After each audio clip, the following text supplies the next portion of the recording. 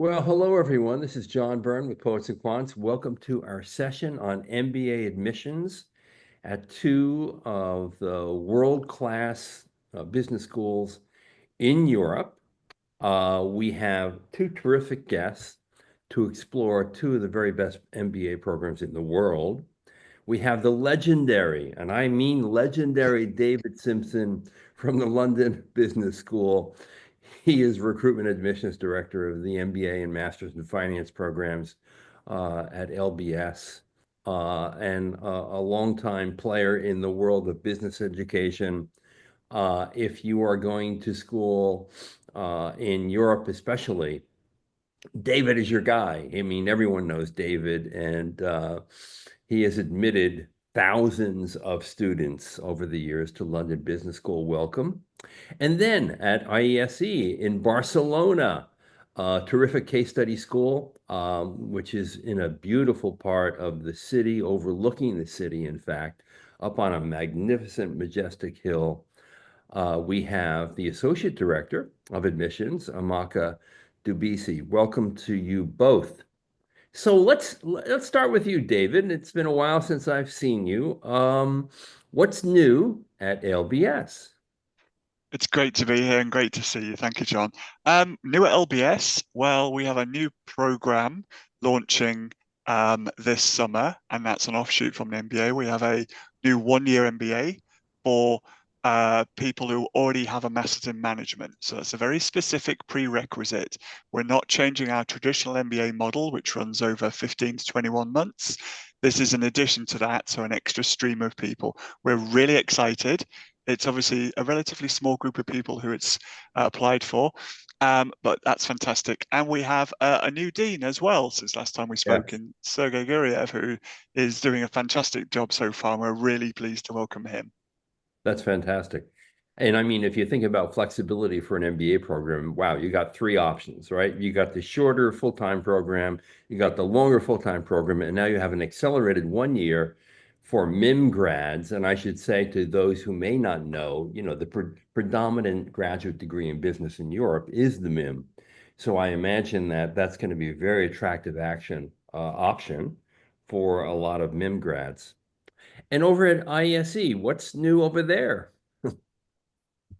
Okay, hi John. Thank you again for the opportunity to be here. So in the last 1 year, I'd say the most significant thing that we have had is an increased class. So we have grown the class by another section. Earlier on, we had about 350 students spread into 5 sections, and now we have about 420, 440 students. So now there are six sections. So the campus is really bustling with a lot of new excited faces. And yeah, so we're also looking forward to having another year of 6 sections. So because we had a lot of applications and we were like, okay, let's bring these people in. And yeah, so that's why we have a bigger class size.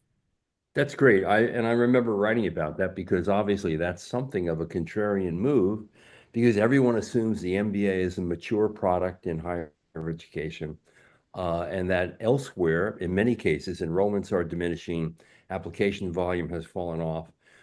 So you were in this incredibly advantageous position to actually add an additional cohort, which is extremely unusual. David, give me the basics of the London Business School MBA program. What happens when people show up in London, and then bring me through the curriculum, if you may. Sure, absolutely. So we'll focus on the traditional MBA offering at the school. So we're gathering together people from all around the world, and it's usually anywhere between 430 and 480 or so, depending on which size we aim for each year, and that can change across different years. Our aim is to make sure that we have a very balanced class, so no more than sort of 15, 16% from any one country to ensure that those study groups provide a unique environment of the global mix. You'll start your program with orientation and a period of reflection and general management introductions, and then very quickly hit the ground running with the traditional core courses that are fairly standard across most business schools, and then transition quite quickly into a tailored core, as we call it, which is kind of like a half elective process where courses we still consider to be core, but you start your selection early, so you're starting that flexible route. Then you have your electives, your summer period, traditional internships, usually leveraging London, and through to the freedom of the second year, when our students will decide to finish up after 15 months or proceed with the full offering to 21. Most people go for the full length, but the option is there during the MBA for anybody that wants to leave family business or return to work, whatever it might be. And people are also taking second internships and third internships and really mixing it up in that second year, club leadership, that kind of thing, to maximize their time. And no one ever wants to leave. I'm sure it's the same at every business school. Time goes very quickly on an MBA. But and then they're all graduating and leaving in July and meeting the world of work. About 50% will stay in London, and the rest will go off to back home or to a third country location using these fantastic new skills and experience that they've amassed. And David, I would think that most prefer the longer program. I mean, from my years of interviewing MBA students, when they're about to graduate, they graduate with mixed feelings. In other words, they wish it was a little bit longer. And I wonder if that's true. It's totally true. I think what we do here is we offer people the opportunity to finish earlier if their circumstances require it. And a decent proportion of the applicant pool are interested when they tick the box in their application form. But when it comes to reality, once they've started the school and once they've started progressing through, the vast majority adjust and will stay that full length of time. Yeah, it's I think it's more having it available for those who perhaps are looking for something a little shorter, but it's a 2-year model. And of course, the other attribute of the program is obvious in its location. London is, one of the world's great cities. The attractions in London are immense, culturally, intellectually, artistically. Talk a little bit about the appeal of London for a business student. Absolutely. So location is one of the the key points for candidates looking to choose their MBA. And you can go one of two ways in terms of a big busy city with opportunities or a quieter environment to learn and reflect. With London, you get a bit of everything. So unlike most of our competitors in the US, for example, where certain cities are a center for technology or a center for finance or a center for different things, London has a bit of everything. So there's a great tech scene, great fintech scene, but there's also traditional finance, obviously, consulting, and everything else in between. And people are moving here to live their life for a year or two, so it has to be somewhere you feel you want to explore. And I think LBS is a microcosm of London. It's London squared, if you will, in terms of the diversity of the people within. But the city is an amazing place to explore, and it can suit all backgrounds and socio-economic scenes. There are incredibly expensive, fancy places to live and eat, and other much more reasonable locations all within one city. So it's a city of everything.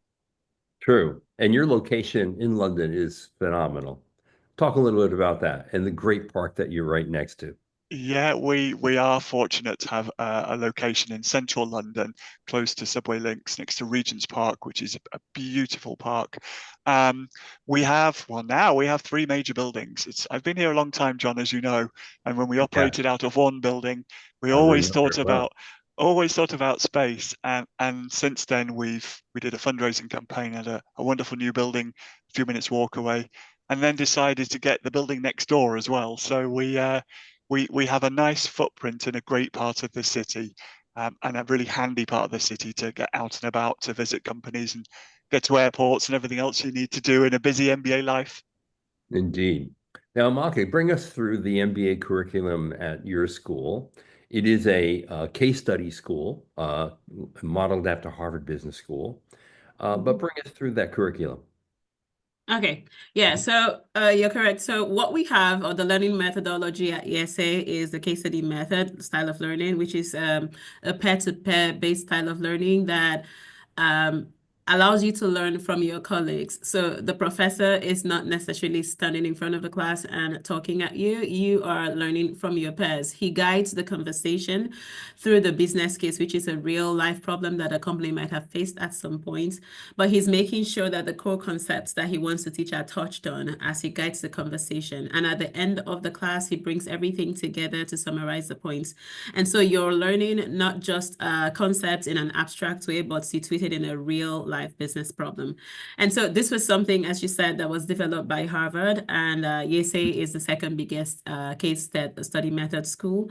But I would say that we have perfected the case study method in the sense that we harness the diversity that we have in class, which diversity of the students is something you will see in most European schools where we have up to 85 to 90% international students, which is not very typical in American schools.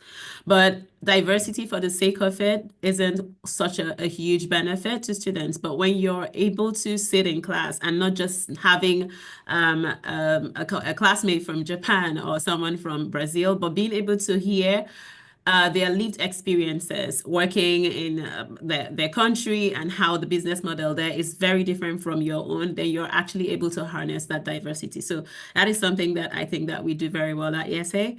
And the way the curriculum is planned is that we have is a general management program. So the idea is to make sure that you have a holistic view to business. So similar to what David had described, making sure that you understand how businesses run end to end. So you're going to take the same courses as everyone else in your first year, and it's going to cover all aspects of business. So finance, operations, strategy, communications, and then accounting and all. And then in the second year, after you have built this very solid foundation in business, then you can decide to either hone your skills in a very particular area, so take courses that is focused on a particular field, or you can still stay general. So a little bit of finance, a little bit of sustainability. So we keep it very flexible. In the second year, you have about 130 electives that you can pick and choose from. And those electives, some of them have been clustered together to create what we call concentrations. Currently, there are 5 of them. So there's a concentration in finance, data analytics and digital business, entrepreneurship, sustainability, and international business. Sustainability is the youngest of the addition. Earlier on, we had just 4. But because people, the generation now coming in, they care a lot about ESG and impact and sustainability. And so this was an added concentration that we have now. So you can decide to go for a concentration that gives you a specialization in that field, or you can decide to still stay general, which is what I did when I did the MBA. I just stayed general. I picked a bit of social impact consulting, social entrepreneurship, finance, and consulting. And so through your first year, having that solid knowledge in business, then you can go off to do an internship. It could be with a corporate company, or you could do what we call the summer entrepreneurial experience, because we have a lot of entrepreneurs now coming on campus. So rather than go invest that time in another company, they can stay on campus and continue developing their entrepreneurial idea. And in the second year, you can go into these electives or into the electives, or you can go for an exchange in one of the schools that we have partnership with. I think LBS is one of them as well, because we see a lot of exchange students from there, and also students going to LBS. Or you can also decide to take on, as part of the electives, the international modules, because we also offer some courses in other locations like Nairobi, New York, Hyderabad, Shenzhen, Sao Paulo. So basically to get a taste of how business is done in these locations and how the cultural climate of those locations influence how business is done there. So when we talk about giving students a global mindset, this is how it all comes together.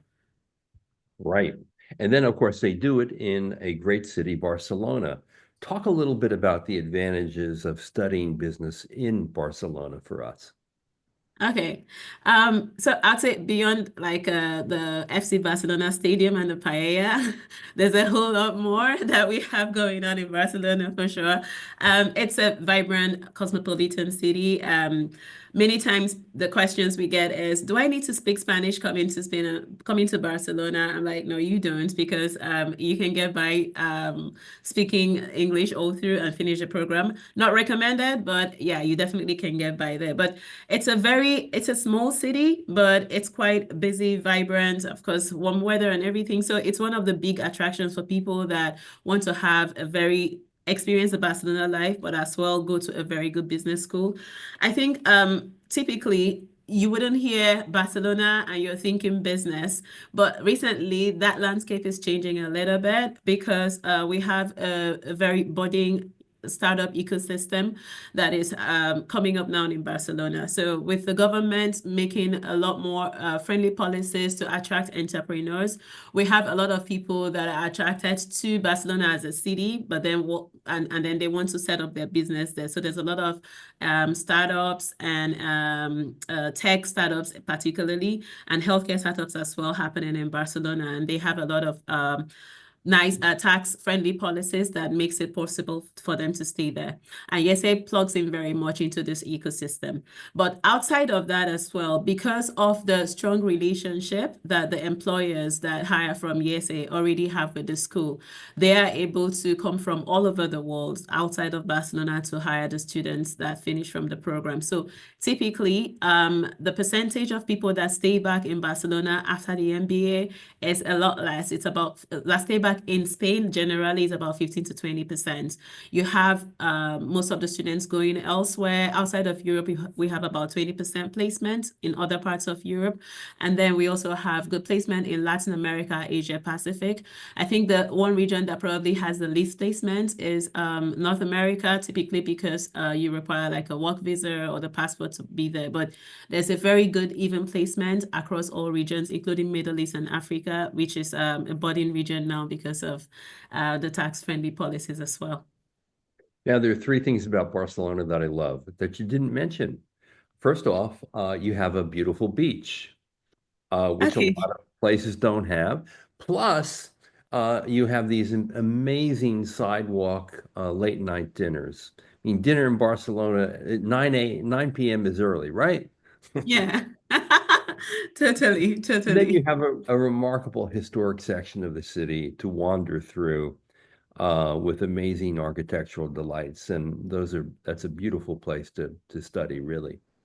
So now, David, you spoke about the diversity of the class, and clearly in all the great European schools, one of the great strengths is the diversity of the student body, both in work experience, but especially from geography and different cultures. Can you give us a sense of your newest class profile? Sure, yeah, I think this is really important. And Amaka there touched on something that it's not just about collecting flags to wave. You know, there are all the best schools around the world have a student or some students from a big number of countries. It's about what you do with it.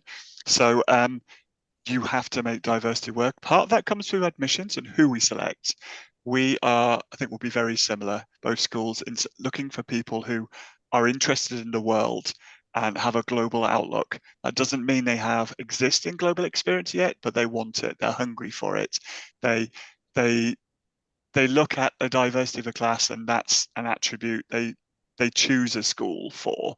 So in ours, we typically have a strong showing from North America, so 15 to 20% from there, and roughly the same from Latin America, South America as well. A good steady base in Europe and the UK, but those numbers aren't huge.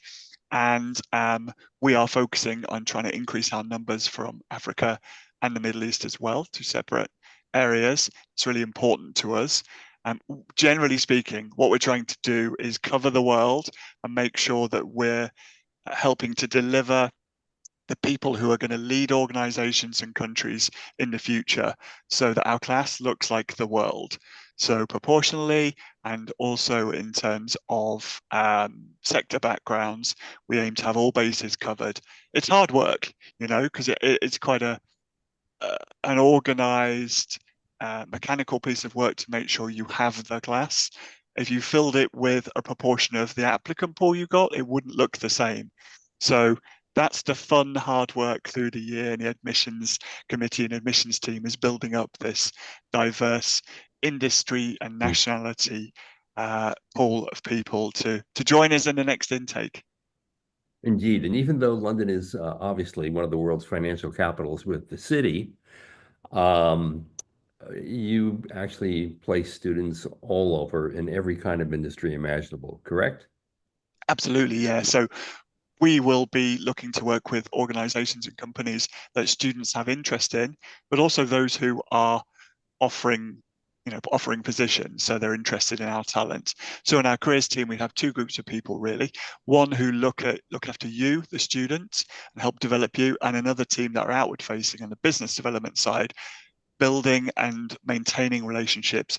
It's quite an easy thing to do in London. They're on our doorstep, but as we follow the trends of student demands, technology blossoming over recent years, ups and downs in the consulting numbers, finance changing in the last 15 years. They have to be one of the most active groups of people in the school, the careers team, and they are. They're amazing.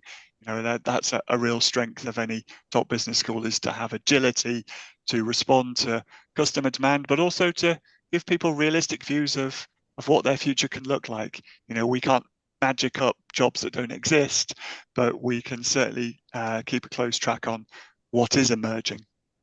True, and I bet that office really leverages your strong alumni network to help open up opportunities that people don't even otherwise know about.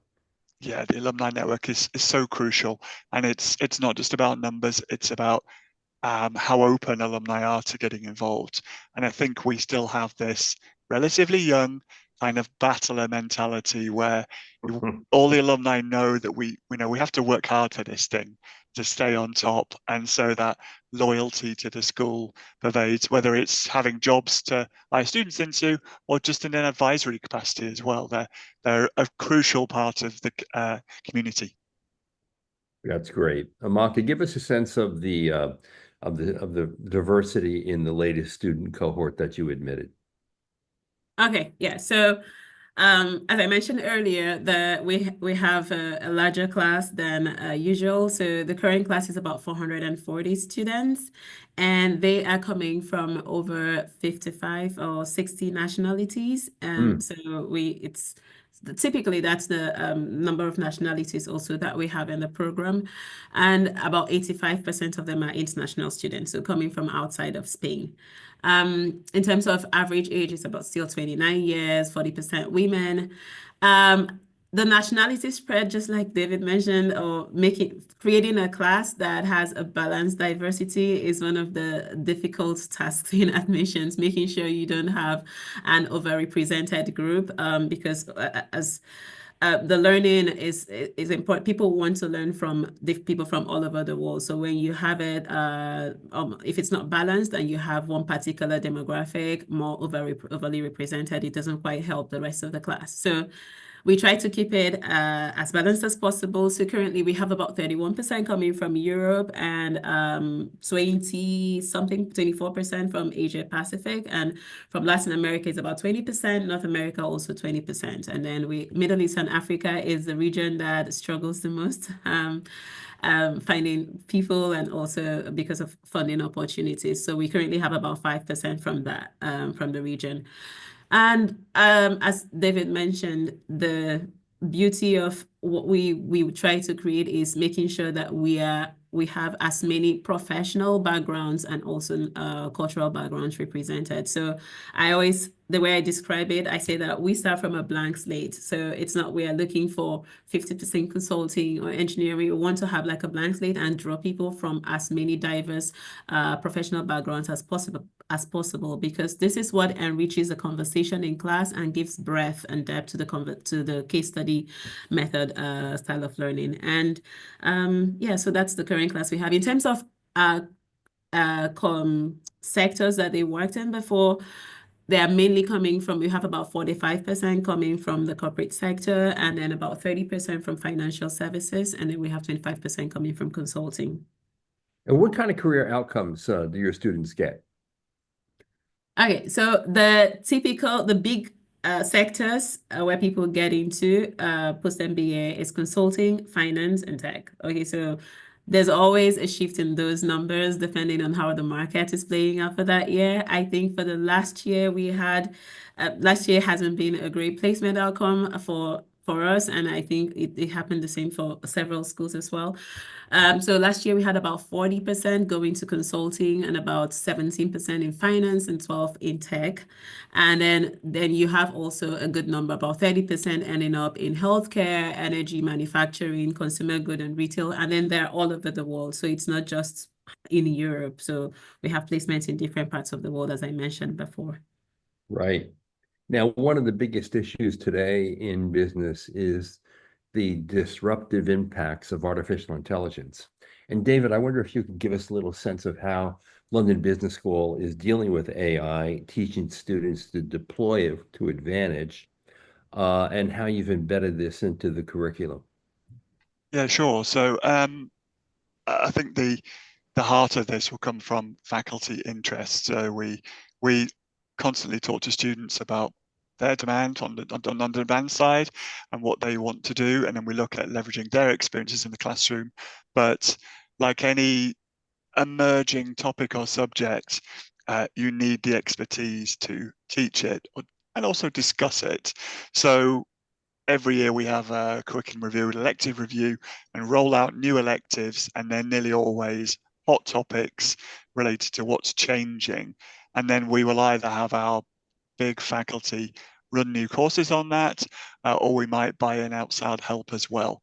But we do rely on the students and their input. So technology, if we're classing AI within that general sphere, became a really big strength of the school more recently, partly by student input.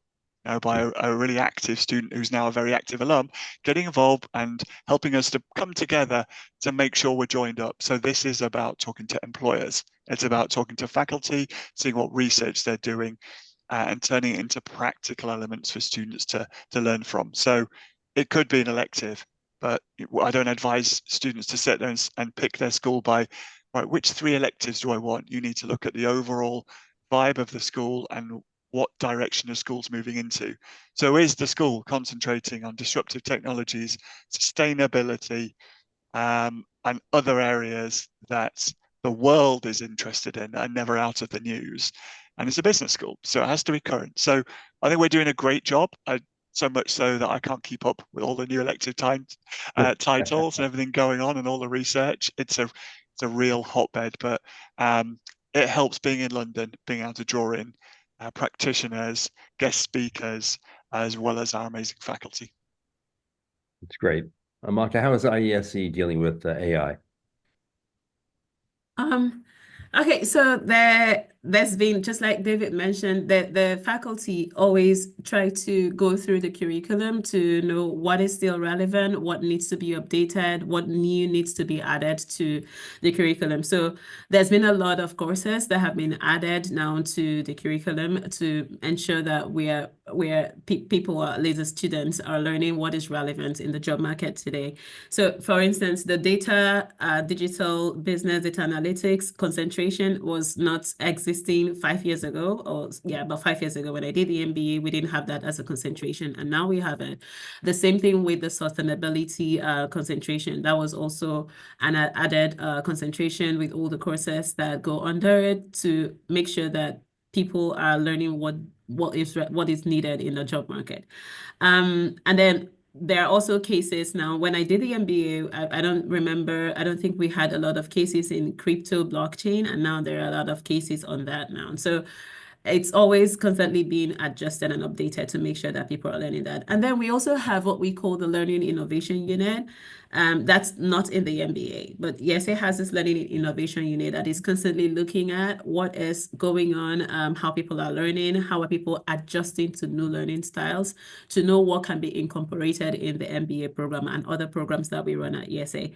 So there's, I mean, we have a lot of virtual classrooms now and virtual immersion reality, and there's a lifelong learning program that they are doing because they are trying to see how they can bring in elements of this in the program. So there are some of the classes now that is a fusion of, so it's not just case study method, but the fusion of, okay, going to FC Barcelona stadium, for instance, and then staying right there at the court and then digging into the case, not just sitting in the classroom, but being able to visualize yourself there and see what new insights you can get being placed in that place and things that you can uncover just because you were there.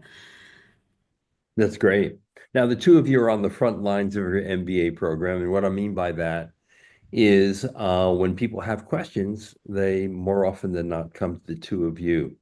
And I wonder, David, what are the most common questions you're getting today? What's topical? What do applicants ask you over and over again? And even though you may be tired of answering those questions, I think our applicant pool here would love to know what most people want to know. So we get a variety of different questions. Some of the very practical ones that we won't go into here about test scores and things like that. But a lot, actually, to your point, you're picking your questions very wisely as ever, John, about curriculum validity and how relevant it is and how forward-looking. So they'll be asking about the same question you did. So do you have AI courses? Do we hire into sustainability jobs? Can I get a job in this? Which is a much bigger question and highly personalized because individuals get jobs, schools don't feed the jobs. So yeah, it's very similar. It's usually about what's changing because they of course can research what's happened in the past and what we have on the website. So it's usually as a case of us giving pointers. So coming back to the question I didn't fully answer before, so asking questions about our generative AI elective with Nicole Sava or digital deep dive and other electives like that. One point I did want to make that students sometimes ask as well is, with the courses, do they all exist in a certain topic area? You know, so how much are they in isolation within decision sciences or finance? And electives are taught by faculty in those areas, but most of them these days are moving somewhat towards a multidisciplinary set of content, in that they have to join together and overlap so that when students are building their personalized program, they can see the linkages and that it's not just this subject in an economics overview or this subject in finance. And I think that's a great thing that's changing in business schools, is the bringing together of both the experiential and even the research and teaching. Yeah, and I should just let our audience know, if you don't already, that one of the great advantages of a business school education is that business schools are incredibly responsive to the needs of industry and organizations. So unlike many other academic departments in many universities, business schools have their ear to the ground and are changing very rapidly to keep up with all sort of modern and new and sophisticated ideas on how to manage, how to lead, how to strategize, how to market, how to motivate people. You're going to get leading edge thinking on all of these core topics to prepare you for the world of work. Now, Amaka, I wonder what are the questions you're getting these days from applicants? Yeah, so in addition to what David said, because that's definitely a common question, like what he already mentioned, but I was thinking of other questions that I always get is, why should I do a longer program? Why should I do a 2-year program instead of a 1-year program? I don't want to be out of the workforce for 2 years. The opportunity cost is quite high. And also, it's always around career outcomes. That's the second question. Like, I want to get into McKinsey when I finish. What are my chances? So on the first one, I think what I usually also tell them is that it depends on what you want to do. Of course, there is a cost to it when you have to be out of work for 2 years, but then the reason the schools have created this program is because they know, and over time, years of experience, they know the amount of time that you need to be able to disconnect from what you were doing before and have time to reflect on what next, have time to try something new, fail at it, try again, get successful, and then get into that new thing. So We're not just trying to pull people out of work, out of the work for 2 years. It's something that has been tested over the years.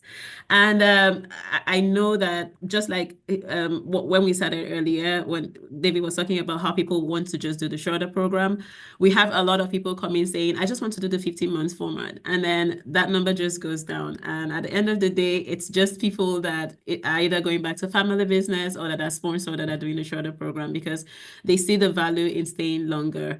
They see the value in doing an internship in what they thought would be the ideal field. And then they later realize that, okay, maybe this is the other thing I want to try out. So there's that question. And then on the employment outcome, it's always about what they want to get into. And these days, when I talk to candidates, I try to be as frank with them as possible that we have a career services team that are going to be very helpful and help to prepare you and coach you and connect you with the companies. But ultimately, you are going to have to do the work. Like the career services team is sort of the diving board. Okay. It's strong, it's reliable, it's perfect, it's really good.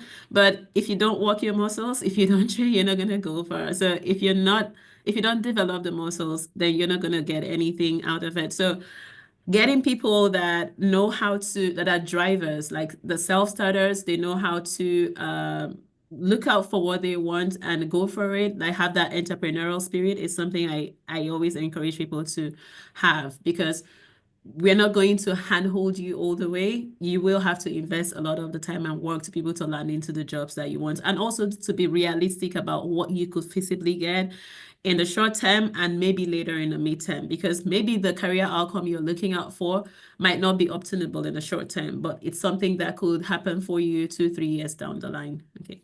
Right, absolutely. Now, we know that the MBA degree is traditionally a degree that allows someone to pivot in his or her career. Some people do the so-called triple jump where they basically change disciplines, industry, and geography. But the other thing the MBA does, and this is particularly true for many international students, it allows you to restart your life, to reset it in a new country. And I wonder to what extent it's possible to do that in the United Kingdom and in Spain today. David? Yeah, I mean, this is a big draw for many people to London is the idea of trying somewhere new, perhaps where the opportunities don't exist back in the home country or with the relevant salary uplifts. But it's really important. I mean, we have a favourable visa system that we have a graduate visa, so people can during the program apply for that. And then stay for a couple of years, or automatically without needing to be sponsored, which is a big advantage. Yes. And by then they've stayed, they can settle, or they can hop back home, take advantage of what's going on there. So London location is right at the heart of employment for us in terms of why people are joining us to some extent. But we try and keep an eye on sort of the aspirations of where people are hoping to go, because we don't want, it's fantastic to have as many people in London as possible, but it's also really great to have people go home and build our presence in another country, and build the alumni groups immediately, not just that usual sort of 5 years in London then go home situation that has always traditionally been there for us. And I've seen changes in those rates as well. There have been people that loved coming here but can't wait to get home and start deploying their skills. Right. I mean, in many cases, you have people who come from countries that have business systems that aren't quite as developed as they are in the industrialized world. And so just bringing back some of that knowledge and then essentially duplicating what isn't available there can be a tremendous advantage, particularly to an entrepreneur. Amaka, how would you answer that question? How welcoming is Spain to someone who wants to not only get an MBA at your school, but to start a new life in your country there? Yeah. Okay. So I think the last GDP data that was published, it said that Spain had in Europe the fastest growing. It was the fastest growing economy in Europe. So my house prices have gone up. I don't know if that was because of that news that went out, but a lot of things have gone up now because of that. But I think that the country is quite welcoming to people, like attracting international profiles, people that have no ideas. However, there's always going to be, as we know, it's a Spanish-speaking country, so there's the language barrier that happens for a lot of people. You have like very big multinationals that operate primarily in English, but then conversationally, things will probably still be in Spanish. So I think I always say if you want to stay in Spain, it will be good to have a good level of Spanish language to work here. It is not always necessary in all cases because there are still a lot of people that secure job offers here without learning the language. I am one for instance, I got into consulting without speaking Spanish. I still don't speak very good Spanish. I'm working on it. But the large majority of the jobs, traditional jobs will require you to speak the language. So there's that. But then we are not really encouraging our MBAs to stay in Spain when they finish. We want them to go out there because also salaries are a lot more competitive in other European countries. So the placement that we have in Spain is primarily maybe Spanish speakers or people from Spain, and that's just about 20%. And in other parts of Europe, it's about 25%. And then you have Latin America, 21%, and then Middle East and Asia Pacific as well, as I mentioned. So it's for people to go out there to other regions, either to their countries or new regions. So when you see the change in sector, it's about in the 60s. So change in function and change in sector is about 65%, 63%. The triple jump that you mentioned, it's about 30%, 33%, but in the last class, it was a little significantly lower, about 5 percentage points less, because we also see like countries becoming a little bit more, okay, we want to have people from our own first, so a little bit more nationalistic, I would say, but there's still a lot of sponsorship for people that companies believe are very good candidates. Great. Now, let me tell everyone that both of your schools have terrific websites where there's a wealth of information about every detail about each of your programs. But if someone wants to reach out to either one of you or a member of your team, how should they do it? David? Yeah, so we have a via email at mba@london.edu is a nice straightforward way for questions, but attending events as well. So whether it's an event like this is a great way to do it. Reach out on LinkedIn. But generally speaking, we try and put on as many occasions for you to interact with us so that we're in the right zone to be able to answer your questions, build on your knowledge, and then you can just contact us separately. We tend to do things via email just because of time zones, or as I say, events-based. If you get a chance, come and visit.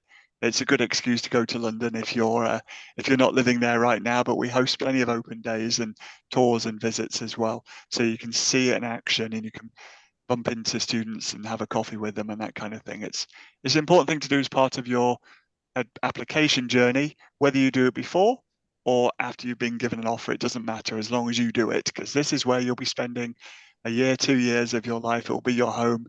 It needs to feel like you belong there. So true. And I think I would, second that and say any student who applies to a school that's not nearby should definitely get on a plane and go and, go to the school, attend the class, have lunch with some students, really dig in and see if the culture fits your personality, your needs, your desires. And incidentally, no one needs an excuse to go to London. Hamaka, how would someone reach out to either you or a member of your team? Yeah. Okay, so it will be through the website. So iese.edu/MBA gets you to us. So if you go to IESE or iese.edu/MBA, there's a contact us page. There you can find all the associate directors that are in charge of different regions. So there are about 20 of us, and we are all covering different regions. So if you are based out of Portugal, you can see the person that is in charge of Iberia. If you're based in the US, there's someone in charge of the US. And then we also have a link on that website that says feedback and profile. So if people want to understand how their profile fits within the MBA, they can click on that link and fill it out, and someone will get in touch with them. We have an email address. It's mbainfo@iese.edu. But and you could send a quick email to that. But typically, if you go through the contact us page or the feedback and profile, there will be a direct someone to reach out to you within 5 to 10 days of reaching out. Terrific. And I'll add too that no one needs an excuse to visit Barcelona, one of the most charming, beautiful cities in the world. Hey, I want to thank both of you for a terrific session. I hope all of you out there learned a lot about these two incredible MBA programs in Barcelona and London Business School and IESE Business School. And hey, if you're interested, drop these folks a line, attend their other sessions, learn more about the programs, talk to a few students, maybe even some alumni who are in fields that you ultimately want to be in. Do your research, and I think you'll make a great match. This is John Byrne with Poets and Quants. I hope you enjoyed our session.